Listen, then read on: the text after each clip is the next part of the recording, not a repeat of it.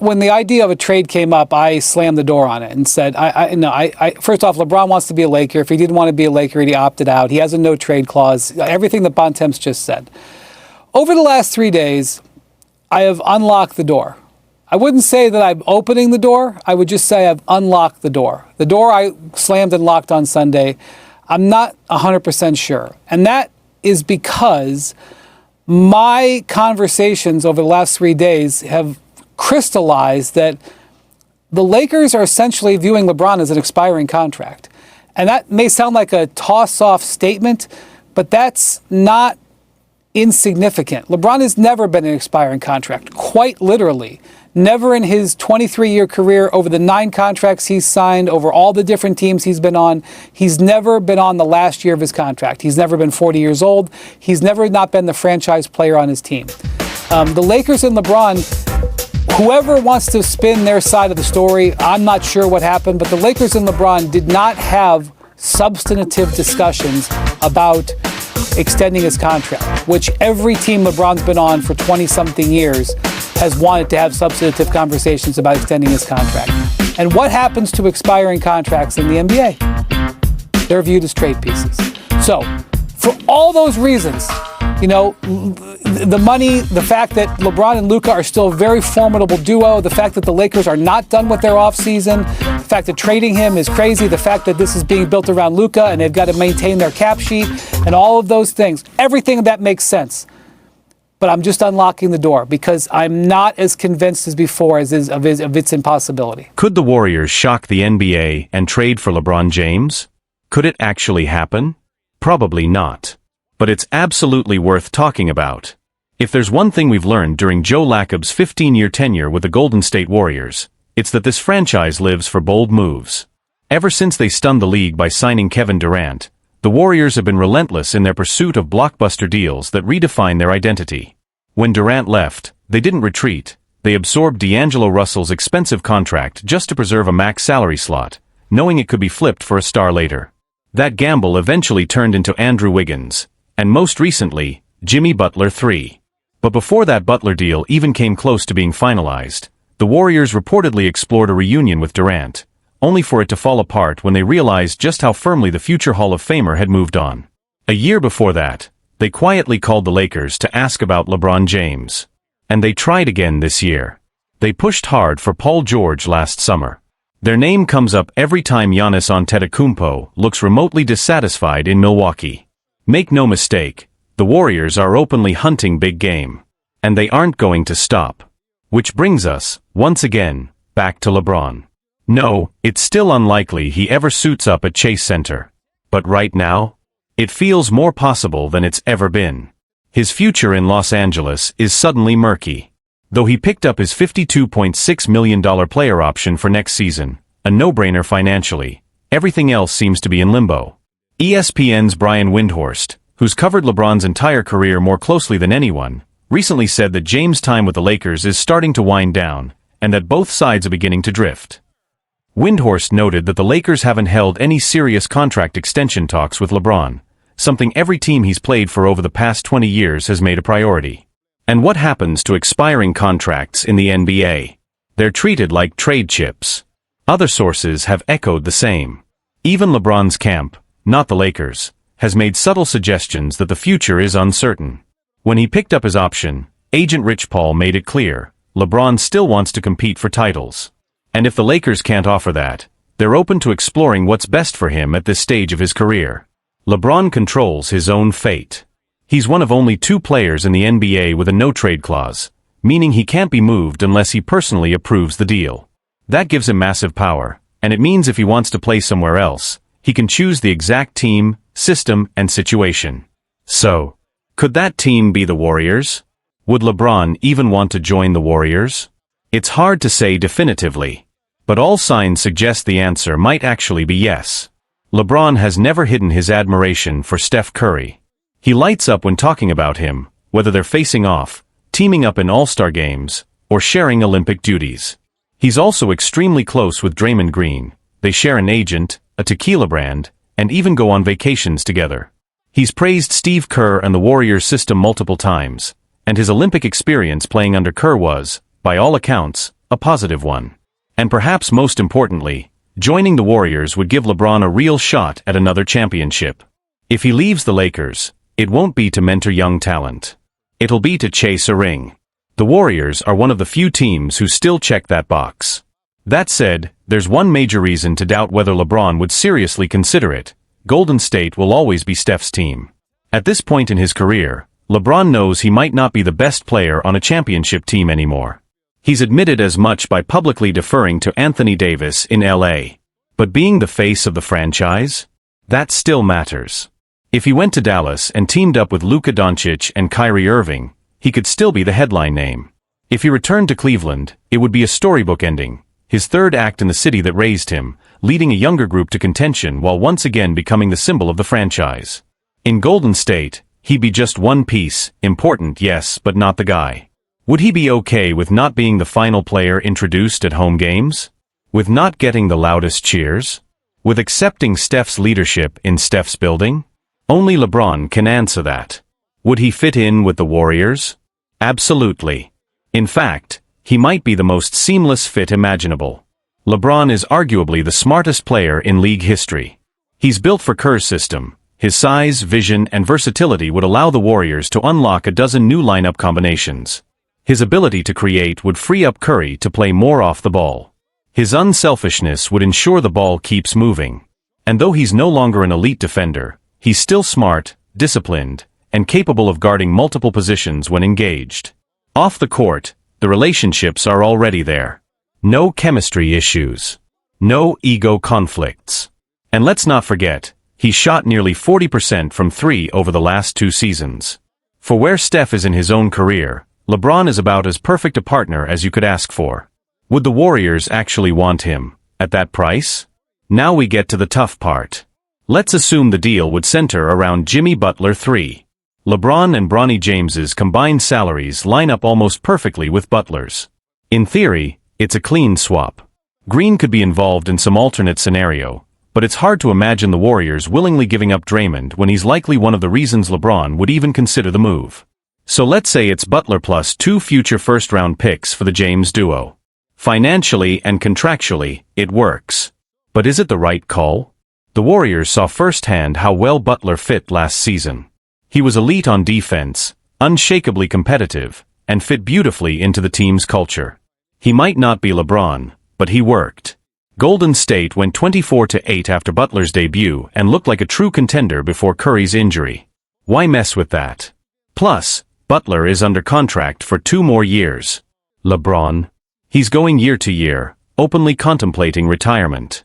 If you're Joe Lacob, do you risk the chemistry you've built, and your long-term picks, for what could be just one more season of LeBron? Still, none of that may matter if Lacob decides to go hunting again. This team has never been afraid to swing big.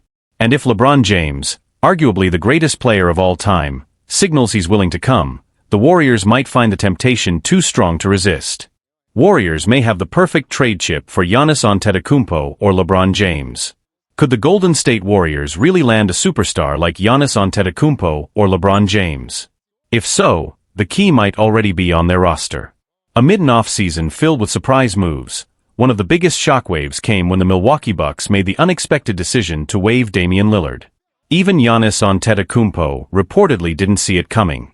With Dame out and the Bucks pivoting to create space for Miles Turner, the future of their franchise cornerstone suddenly feels a bit more fragile.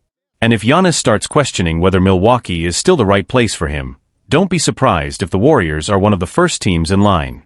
Jonathan Kuminga, Golden State's most valuable trade asset. One name keeps coming up in potential blockbuster scenarios for the Warriors: Jonathan Kuminga. The 22-year-old forward took a leap last season, averaging 15.3 points, 4.6 rebounds, and 2.2 assists per game, showing flashes of star-level potential. But his future in Golden State has felt uncertain for some time, and many around the league believe he could be on the move sooner rather than later. Fortunately for the Warriors, Kuminga's youth, talent, and growing value around the league make him a highly attractive trade chip. According to Clutch Point's Brett Siegel, if Antetokounmpo ever becomes available, the Warriors would be one of the most aggressive suitors, and Kuminga would be central to those conversations.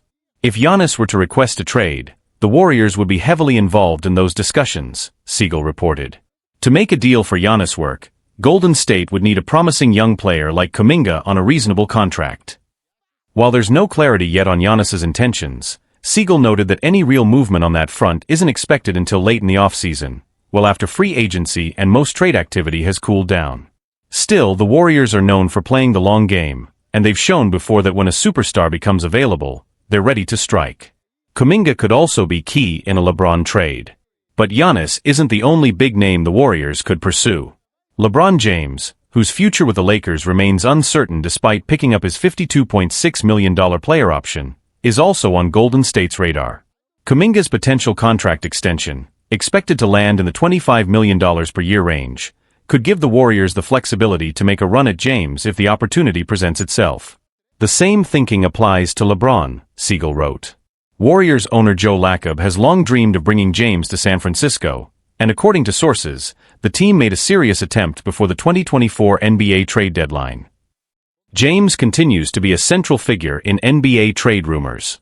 If he ever decides to move on from Los Angeles, the Warriors could offer a compelling combination of win-now talent and future upside, with Kuminga front and center in any potential deal. Whether it's Giannis or LeBron, the Warriors are once again positioning themselves to pounce. And if history has taught us anything, it's that they're never afraid to go big when the opportunity arises. Golden State's high-stakes gamble. Could Kuminga be the key to landing Giannis or LeBron? The Golden State Warriors are facing one of the most defining moments of their post-dynasty era. With Jonathan Kuminga entering restricted free agency, his future with the franchise remains uncertain, but his value has never been higher. And with stars like Giannis Antetokounmpo and LeBron James sitting atop the rumor mill, Kuminga could be the exact piece Golden State needs to pursue one last title run. The Kuminga factor. Kuminga is coming off a breakout season, averaging 15.3 points, 4.6 rebounds, and 2.2 assists per game. He showcased growth on both ends of the floor and hinted at star potential. But as contract negotiations loom, it's clear he'll command a significant payday, potentially over $25 million annually. That price tag makes him one of the most compelling trade assets in the NBA. Not just because of what he brings now, but because of what he could become. For teams looking to retool or rebuild, Kuminga represents youth, upside, and production. And that's exactly the kind of piece teams like Milwaukee, or even the Lakers, would demand in any blockbuster scenario. The Giannis possibility. The shockwave that followed Damian Lillard's departure from Milwaukee left more questions than answers. Giannis, caught off guard by the move, has yet to fully commit to the Bucks' long-term direction. If he eventually asks for a trade, the Warriors will be watching closely. Kuminga could be the centerpiece of a package attractive enough to start the conversation. With his age, athleticism, and two-way upside, he fits the profile of a foundational piece for a retooling Bucks roster. The LeBron angle. Meanwhile, LeBron James' future in Los Angeles continues to raise eyebrows. He exercised his $52.6 million player option, but has not committed beyond next season. There's increasing speculation that if the Lakers don't build a legitimate contender, James could seek an exit. Joe Lacob and the Warriors front office have long admired LeBron. They reportedly made inquiries prior to the last trade deadline and still hold interest. Kuminga, as a rising star with a manageable salary, could be the key piece to match in a potential deal. LeBron, despite turning 40 this season, remains one of the most impactful players in the league, and adding him alongside Stephen Curry and Draymond Green would instantly make the Warriors title contenders again. Strategic questions. Still, several questions remain. Would the Warriors be willing to trade Kuminga for a short-term push with LeBron, knowing James could retire or leave after one season? Would Giannis truly want to join a team that's aging and cap-strapped? And most importantly, do the Warriors believe their championship window is still open? Internally, the front office is reportedly torn. Some believe in the importance of continuity, especially after the addition of Jimmy Butler sparked a late-season resurgence. Others, including ownership, are hungry to make another bold swing, even if it means risking the future. What happens next? Golden State must decide whether to commit to the long-term potential of Kuminga or pivot toward one last run with proven superstars. The decision will shape the future of the franchise and could dramatically shift the balance of power in the NBA. If Giannis or LeBron becomes available, the Warriors will be ready. But whether they're willing to pay the price, both financially and strategically, remains to be seen. Bobby Marks issues a wake-up call to Jonathan Kuminga about his situation with the Warriors. Jonathan Kuminga is at a crossroads in his career, and the decisions he makes now could shape his future in the NBA. After 4 seasons with the Golden State Warriors, Kuminga still hasn't found solid ground. Despite flashes of potential, head coach Steve Kerr never fully trusted him with consistent minutes. Now, as a restricted free agent, Kuminga is exploring his options, but the market hasn't responded the way he may have hoped. Kuminga has hinted at wanting a fresh start, somewhere he can play regular, meaningful minutes. But so far, interest from other teams has been lukewarm.